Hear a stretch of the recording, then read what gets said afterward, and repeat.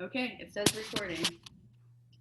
Hi, everyone. Welcome to Sacred Stories. It is my pleasure to welcome my friend and colleague, Rabbi Heather Miller. We just had all sorts of fun technical difficulties. So we are so ready to do this recording now. It's going to be seamless, knock on wood. I wanted to share as an opening one of my favorite quotes by the Baal Shem Tov, who was a mystic who lived in the 1700s. And he said, "Let me fall if I must fall. The one I am becoming will catch me. Let me fall if I must fall. The one I am becoming will catch me." And my blessing for us today is that we have the strength to let go when we need to fall, to release the grip of certainty, and to trust in all that we are becoming, all that the future holds for us, all of the wisdom we contain inside as we become, and to know that that process of becoming is also sacred, That's our blessing. Ken Yehi Ratzon, so may it be. Amen. So may it be. So the really the energy behind sacred stories is that in hearing other stories, we also hear our own. And it's really my pleasure to invite Heather into this conversation. We go way, way back. We shared 5 years of rabbinical school together with lots of ups and downs and learning, and mostly just supporting each other and laughing and being by each other's sides during the joys of rabbinical school. And now being able to see how your rabbinate has evolved and how you've evolved has just been the biggest treat. So it's really, really a pleasure to welcome you into this conversation. I always invite guests to share a little bit about themselves, so I'll let you share a little bit about yourself before we dive into your story. Thank you. Thank you so much for having me. This is so wonderful. I'm happy to be a part of anything that you're doing. I'm honored to be a part of anything you're doing because you have such wisdom, and the way that your rabbinate has unfolded has just been so fortifying and nourishing, soul nourishing. So thank you for what you bring to the world. I really appreciate that. Ditto. And your friendship, of course. No small footnote. So hi, everybody. I'm Heather Miller. I'm a rabbi, and I live in Laguna Niguel, California. That's Southern California. And I've founded something called Keeping It Sacred. And Keeping It Sacred is a center for text study of sacred texts that we do that in a way that's accessible and relevant and empowering. So we're really digging into the wisdom of our tradition and bringing that out to people and sharing and discussing. And as Rabbi Ben Bagbag said in the Mishnah, he said, turn it, for everything is within it. So we just keep turning it over and learning more and infusing our lives with deeper meaning and purpose. Love that. Thank you, Heather. One of the things I most value about you in the way that you teach and the way that you interact with others is this beautiful combination of deep authenticity and deep wisdom. And you kind of create sacred space for both of them. So I really it's one of the magical elements that makes you an incredible rabbi. Yeah. Thank you. Thank you. Yeah. So let's dive into your sacred story. Will you share a sacred story with us this afternoon? Absolutely. Thank you for asking me to share. I love this concept, and I can't wait to see all of your episodes. Sounds really great. As of this recording, there aren't any yet, so I'm really excited to see. They're coming. I know. I'm like waiting with bated breath. Like I can't wait. You and me both, my friend. I know something about that. Yeah. So my sacred story begins. A lot of people ask me when I became a rabbi, like, why did I become a rabbi? What's my background? And when I tell them that I hail from an interfaith family, they perk up and they're like, oh, what was that like? And you know, I just come back to this story every single time because it was so formative in my journey toward becoming a rabbi and just my life journey. It begins in the 80s, in Los Angeles, in the Valley of Los Angeles. That's the San Fernando Valley. And in the Valley in the 80s, growing up as a Jewish girl, the zenith of what you could be, the important thing that every girl wanted to be, was a Jewish American princess. And it sounds funny now, but I assure you that is what we aspired to be in a lot of ways. And it was really important to become a Jewish American princess for my age cohort. It gave people certain privileges and certain legitimacy in the world. So I, like many other, and also we didn't have a lot of alternatives either. I also was very much a tomboy, but that wasn't really on the radar back then in that place. So that's a whole other part of the story, I guess. So I remember in third grade very, very vividly talking with friends. And in third grade, you learn fractions, and in third grade, you learn about your identity, where you come from, what religion everyone is, etc. And I learned then that my dad is Unitarian, and we would go to his parents' house on the East Coast every other year for Christmas. And my mom's family is Jewish, and we would have Shabbat about every month at home because my mom's parents lived near us. So on the playground, what that translated to was learning fractions. People would ask, what are you? And at first I would say I'm half Jewish and half Unitarian. And then I wasn't exactly sure what that meant. So I asked my mom, what is Unitarian? And she said, well, it's half Jewish, half Christian. So then wise guy that I am was like, oh, that means that I'm 3/4 Jewish, 1/4 Christian. Great. Apologies to the Unitarians among you and among all of us. I know that it's a much more complex and beautiful tradition than just a simple simplification like that. But that's how I saw it. And telling kids that I was 3/4 Jewish, 1/4 Christian, the kids would say, actually, no, you're not. You're not Jewish at all. And when you grow up in a place where you really want to be a Jewish American princess, to not have that Jewish part was very, very significant. And it hurt like a knife to the heart. And it hurt when they would say, your dad's not really Jewish, your dad's not Jewish, therefore you're not Jewish, in all of the like mean bullying kinds of ways that a kid could experience that. So that night, unsurprisingly, I came home and I was crying in my room, and it happened to be a Friday night, and it happened to be one of the Friday nights that my grandparents were over for Shabbat dinner, of course, ironically. And my grandmother came into my room. She saw I was crying, and she said, are you crying? And I said, yeah. She said, why are you crying? And I said, because I'm not a Jewish American princess. And she said, what are you talking about? I'm like, the kids at school don't think that I'm Jewish. And she said, what do you mean? Like, who told you that? Let me tell you something. I am a Kohen. Kohen is how she pronounced Cohen. I'm a Kohen. And that means that my father and his is the eldest son of his father, and he's the eldest son of his father, all the way back to Aaron, the brother of Moses, in the temple in Jerusalem. So what that means is that you are a real Jewish princess. And I said, yeah, and I'm American too because of dad, which was hilarious because my Jewish side is American too. But for me, that conversation showed me, it opened up a world for me, because it showed me that when somebody else tells you who you are, you don't need to agree with that. And you can figure out how you can kind of challenge that. When I went back to school and the kids would try that with me again, I'd say, no, you guys don't know what you're talking about.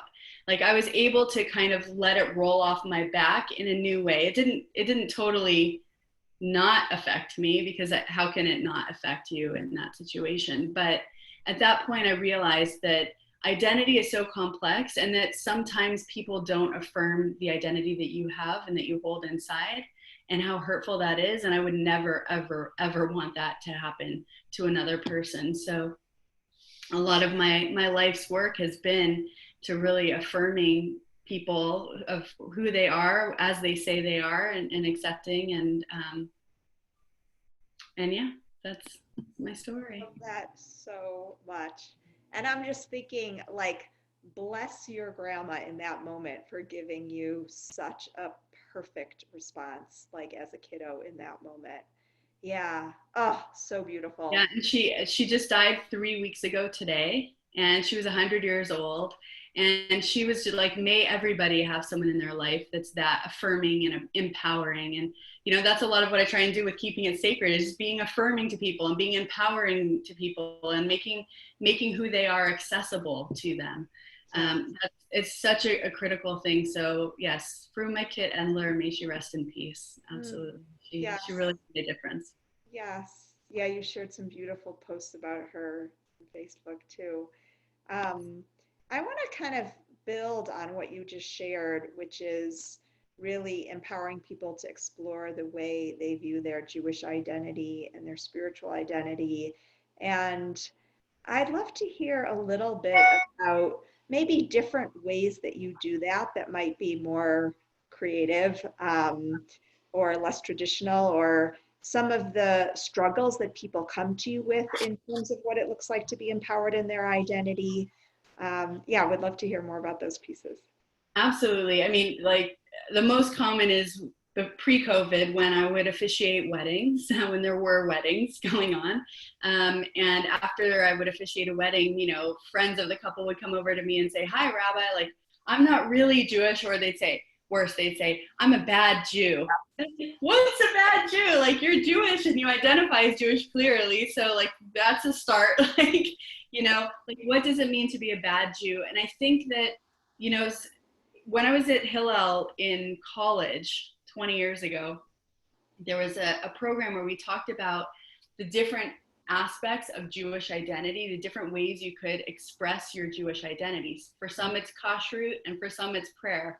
And I think a lot of people, if they can't say I keep kosher, remember that's even a gradient, but forget about that, right? Like they don't keep kosher and they don't pray every Friday night and Saturday morning, or if they don't even go to, don't do other things, that they feel like they're a bad Jew. And those have become such like the salient markers for a lot of people. That's how they kind of define what a good Jew is. But then, there's so many other ways of expressing your Judaism. You could study text, you could do tikkun olam, do social justice work, and be in the healing professions. You can be culturally Jewish. You could be in LA in the film industry and really telling stories, being a masterful storyteller. You could dress Jewishly and eat Jewish foods, right? Like the synagogue that I sometimes say that we went to growing up was called Gelson's. It's like the grocery store that like the Jews would go to, like the Jewish neighborhood Yeah. grocery store, and they would have all the good Jewish food, and that's another expression of being Jewish. And I think that the problem occurs when people only take those two pieces of Jewish identity and they think that that is the end all be all.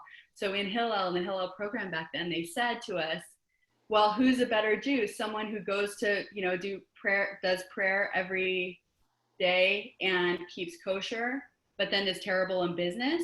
Or is it someone who like runs a really ethical business that pays their workers a fair wage or even a living wage, especially, and you know, and like which is the better Jew? And it really was an aha moment for me, like, wow, there really are lots of different ways to express one's Judaism. And if we could, as a Jewish people, broaden the idea of what like the salient factors are, that it's not just these two boxes you have to check out, but it's really a broader swath. That's my dream, and that's what I hope to create for the world. I love that. And I think, you know, sometimes we forget like that the power of community is in the tapestry. It's not just in like the one narrow definition. I came across something the other day as, Black Lives Matter is getting elevated. This was a post from a woman named Deepa Yar, and it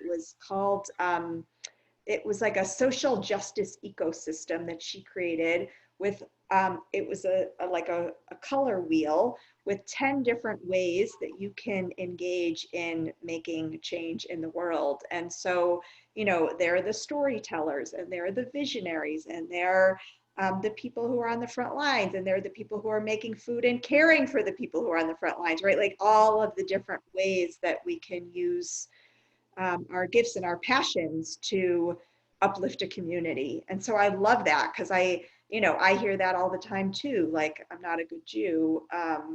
And it's so sad because it's so narrow. Right.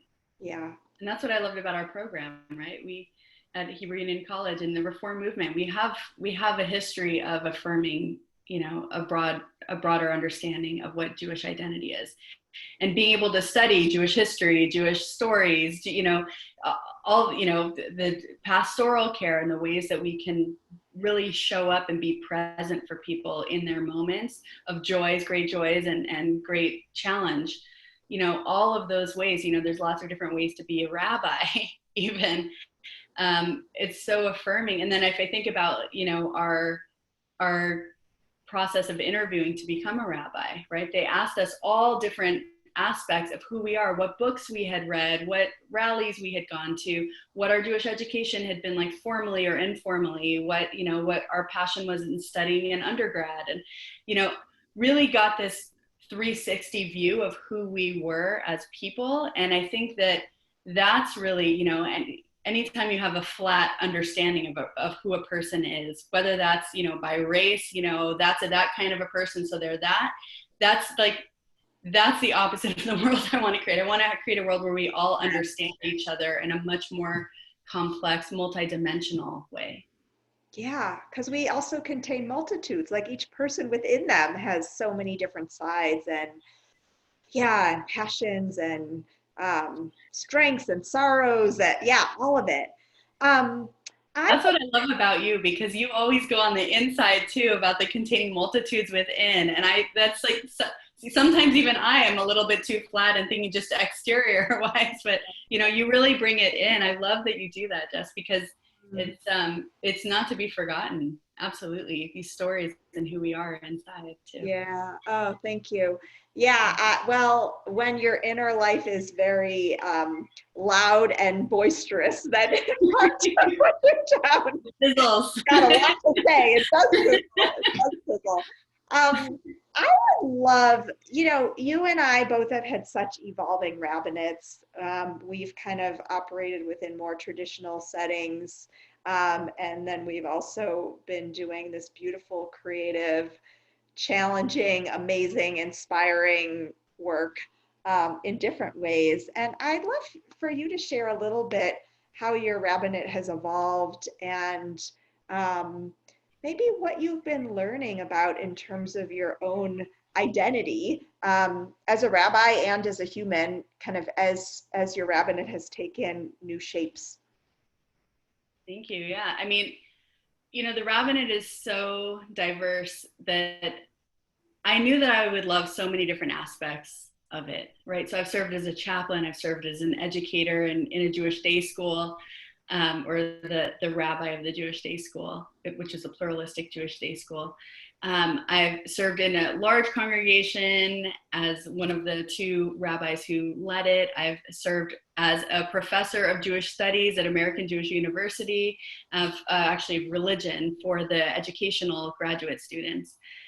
So I've had a great, and also I was one of the rabbis at a congregation that was the world's first LGBT founded Jewish congregation. And also, an intern back at the Hebrew Association for the Deaf, so a deaf congregation in New York. So I feel like I've really participated in Jewish life in a lot of ways. Oh, and also as a grant writer for Jews for Racial and Economic Justice, and worked for the Jewish Theological Seminary for a while, doing fundraising also. Those both were before being in rabbinical school. But I think there's so much to the world of Jewish life that I wanted to experience it all, and really wanted to kind of find my place in that. And what I found is something I feel like I've picked up a lot of skills along the way, and a lot of different understandings of who people are. And people are very much the same. And, whether I'm talking to a bar mitzvah student or to a 60-year-old who hasn't set foot in a synagogue since his bar mitzvah, 50 years ago, which I've talked with people like that, right? Like, I feel like everyone's just trying to find their place in Jewish life.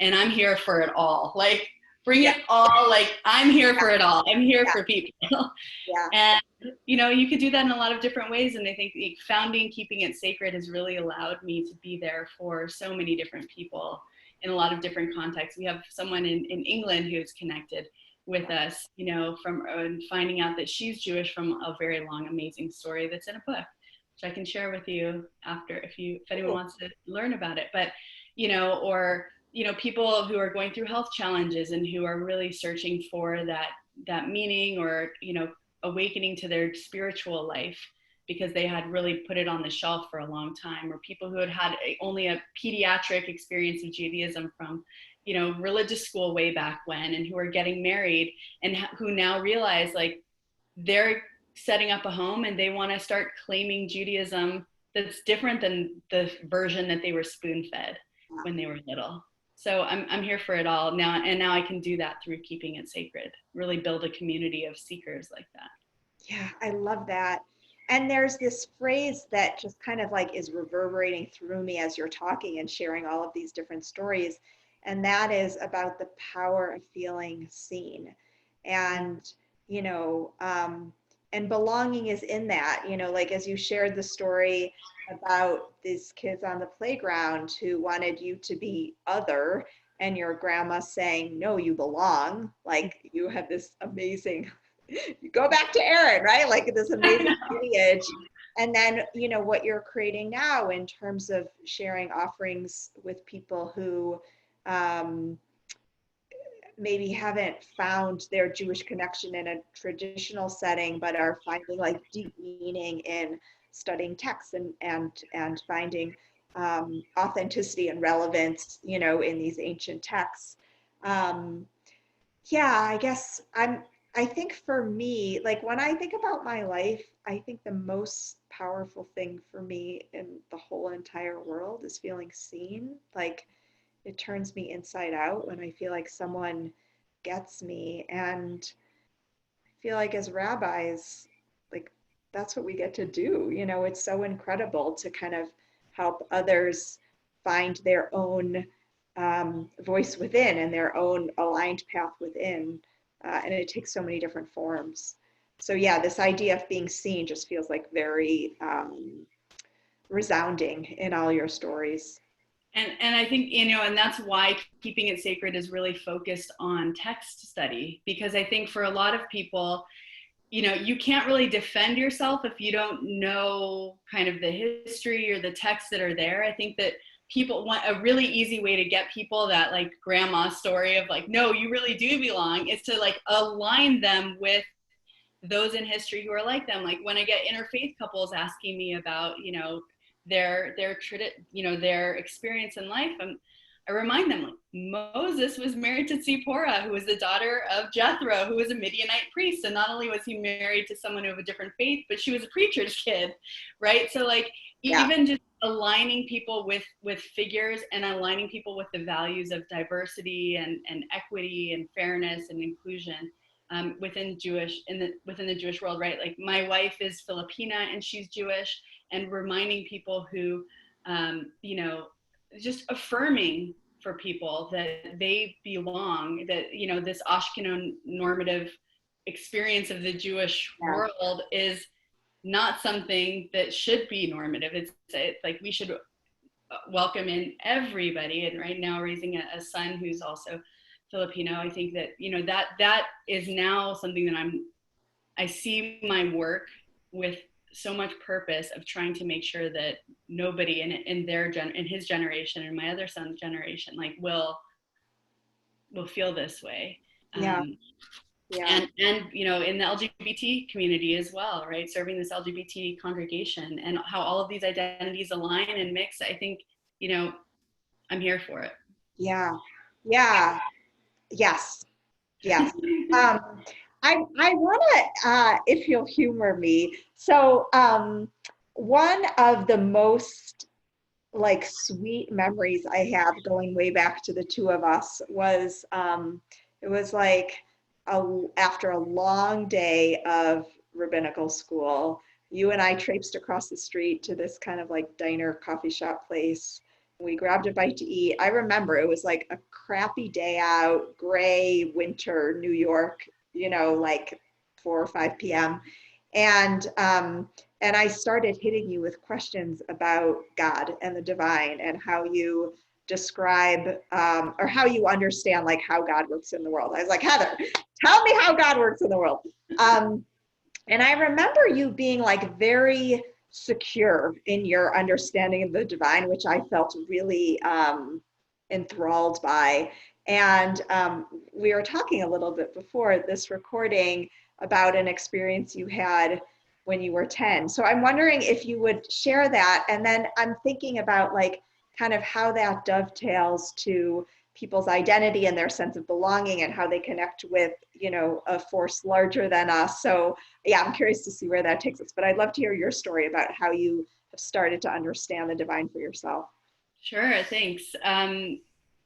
It's funny because we were probably discussing like Eugene Borowitz's class on theology. So anyone can look up Eugene Borowitz, who was the preeminent theologian of Hebrew Union College for many, many years. Yeah. And he would have us write these journal entries. And he also reflected to me that I have a very strong sense of the divine, which I thought was really interesting. I don't know if you remember, but also after someone gave their senior sermon, someone, said, we've never talked about God in my family. And I was like, well, I talked about God in my family because I'm an interfaith kid. And 3 other people raised their hands and they said that they talked about God a lot too. And I was like, wait a minute, we're all from interfaith families. Like we're the 3 people from interfaith families. Yeah. We've all talked about God and we all so that I thought was really illuminating. Mm-hmm. But so probably because I was raised in an interfaith family, but especially because when I was 10 years old, I had some major stomach pains one day, and we went to the doctor and we found out that I had a very serious tumor on my left ovary, and it needed to be removed, and it turned out it was big. And for a little, it was just before my 10th birthday, and so I had it removed within 3 days. It was Martin Luther King Jr. weekend. And I remember there was an earthquake too. I don't think I told you that, but there was an earthquake while I was there. It was like, of course, the world was like totally. So you can bet that was the moment when I started asking these big questions, right? And fortunately, I had a lot of people in my family that I could ask, right? My very devout Unitarian grandmother, and, my Jewish grandmother, and but that's not the route that I took. First, I took to the medical dictionary. So my mom sold life and disability insurance to lots of doctors, and she was able to get these medical dictionaries for me, and I would just pore over the pages. And then it was 4th grade, so this is 4th grade now. Yeah. And we had a science fair, and I did my science fair on my tumor, the who, what, when, where, why, and how of the teratoma. And the why was just like this question mark, because there were like 3 different theories, but scientists really hadn't figured it out. And I won the science fair that year with that project. But I really had this, I was on this quest for like, why do these things happen? And why specifically the teratoma, but why do these things? So high school, went into AP Bio, got a 5 on the AP Bio test, like really into it. And I was also at a Jewish day school by that point, and realized that, where science ends is the mystery, like capital M mystery. Yep. And I realized that's where kind of spirituality comes into it. And when you don't have the answers, all you have is your faith, I think, is the word that a lot of people use. I think it has a lot of like Christian element to it, but I think that, what happens there is just your spirituality, your thoughts about how the world works. And my grandmother, the Jewish grandma who I told you about, she always would talk about how, if we asked her what happens after you die, she said, well, whatever you believe happens is what happens for you, right? Like, so that's kind of the way that I started living my life. And I created a very personal experience of God, personal understanding of God, so much so that in rabbinical school, one of my mentors said, why don't you go around for 2 weeks and like give up the idea of God and like try and like operate in the world without this like very, very strong sense of God that you have. And I thought that would be a good exercise so that I could at least have some sense of like what that might be like to deepen my Jewish understanding of myself, not on this spiritual connected like plane Right. of existence.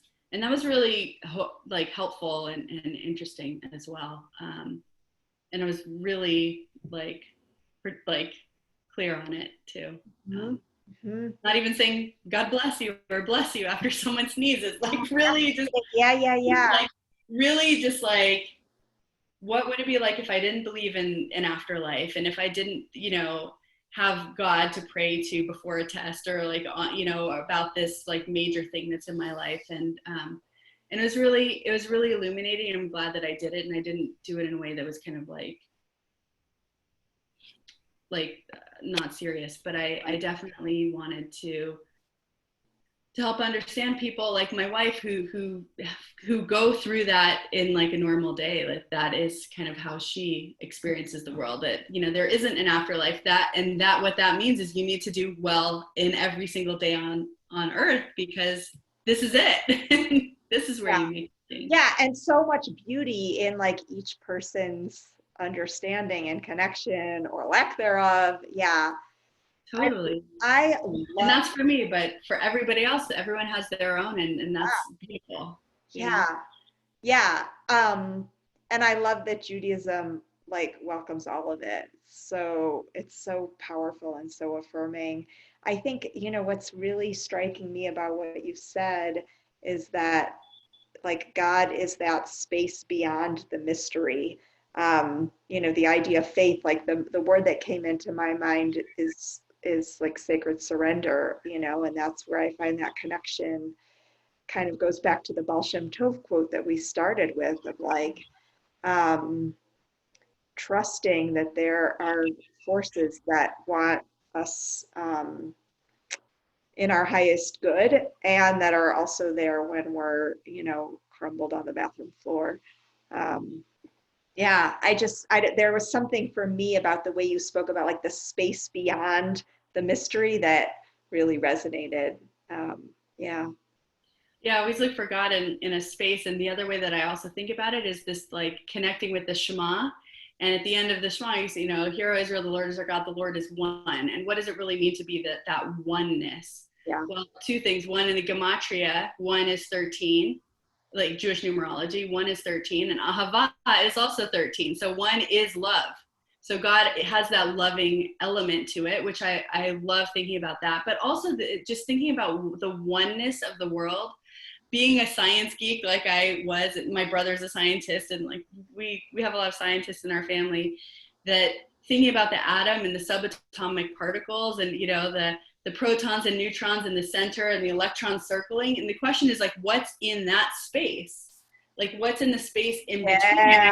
Football fields of a difference. If the proton neutron is a football, there's football fields distance in between. So if we think about matter in the world, we really are connected. If like we're all infused with this, like, I don't want to call it nothingness, I'll call it oneness, right? Yeah. That really does blur the lines between the difference between where I am and where you are, and who we are, and God's creations, the tree outside, and everything. So that oneness is really a big factor in my personal theology as well. Yeah. Oh my gosh. Oneness is the space between. Whoo, that landed. I love that. I love that. I think for me too, I mean, I have so many ways that I understand the divine, but the Jewish concept of Shekhinah, which means indwelling presence. You spoke before about how I always bring it back to like the internal. I love it. It really resonates with me. I mean, I think about like kind of soul wisdom, the deep knowing within, and how that dances with the oneness around us, like the forces outside, the forces within, how they kind of tango together. Yeah, so powerful. I'm glad I asked about this because I think a lot of times we don't talk about God, and I feel like it's such a rich and nuanced conversation. So I'm glad to get to hear your perspective a little bit. Thank you. Thanks for Yeah. asking. Yeah. Um, we're going to bring this beautiful conversation to a close soon, and I'm going to invite you to kind of share a little bit about your offerings and all the ways you serve too. But before I do that, is there anything else that kind of you wanted to add in terms of any of the elements that we touched on today? I mean, I'm guessing that your audience is, a lot of adults who are seekers as well. And I think that, one of the main things in Jewish life that I always try to encourage is for people to think of themselves as either consumers or producers of Jewish community, and to encourage people to step out of the consumer mode of like, okay, I'm going to attend this class, I'm going to do this thing, but really step into the producer mode of like, no, I'm going to bring people together. I'm going to, host this thing or help Rabbi Marshall with her pages and things of what she's doing. Like thinking about how we can move from a passive experience of Jewish life to a really active experience of Jewish life. I think that's a really, I really want to just encourage anyone who's hearing this, to think about how you do that. Oh, yes, so much. And for our listeners who are not Jewish too, I had this quote come across my soul recently, which is, what is the world you want to create? And I feel like that's speaking exactly to what you're saying. Yeah, show up so that the world that you want to live in can become manifest. Yeah, so beautiful. Oh, thank you. Partners in the creation with God, partners with God in creation. Yeah, co-creation. It's co-creation. Those who believe in God. Yes. Yeah. Or the mysterious forces. Right. All of it. All of it. So you have so many beautiful offerings and ways people can connect with you. Can you share a little bit about the best ways? Yeah, thank you. Absolutely. So RabbiHeatherMiller.com, just RabbiHeatherMiller.com, no dashes or anything, is probably the best way. There you can see our weekly newsletter, which shares with you all of the content that we are giving out and all of the events that we're bringing people in to experience and to share of themselves. Also on Twitter and Instagram. Really, Instagram would be great to check out at Keeping It Sacred, and also at Hey Rabbi, that's HEA Rabbi. Because on Keeping It Sacred, we do this daily text study of Talmud called the Daf Yomi, a daily text study of Talmud. And I do some Talmudgrams, one every single day, and it's going to take 7.5 years, and the entire world just started a new cycle in January. So we're going through it, and I'm committed. Oneness. God willing. Yeah. So then we also have a closed secret Facebook group to kind of get into all of the study of the Daf Yomi as well. I wrote a book last year, and that has a lot of text that will prompt you into self-reflection. It's meant to be a book to be used along with every single day of the month of Elul, which is the month before Rosh Hashanah and Yom Kippur, which is a time of deep, deep introspection. So it's meant to encourage people's metamorphosis into the person that they want to be, but also to help them clear out the energy, or at least reframe the events of the past year in going into the next year, so that we can ensure for ourselves a good, spiritually good, rooted new year. And there's a few, teachable classes as well that are online classes as well. But if you just go to RabbiHeatherMiller.com, you'll see it all there. Or contact me. Please let me know who you are. There's a contact form. Email and phone works well. That's all there as well. Yeah. Your newsletters are so rich too. They're really meaty and thoughtful, and can feel the time that you put into sharing Jewish teachings. So that's a great place to start to hear about all of your goodies. Thank you so much. This was such a delight. Thank you. Thank you for joining us and sharing your stories and offering your wisdom. It's an honor. It's an honor to be in this dialogue. Yeah. Pleasure. Thank you. I'm going to close us out with a blessing based on the beautiful kind of topics that we explored together today. And just invite everyone to take a beautiful deep breath in and let it out. May we each continue to connect with a deep sense of belonging,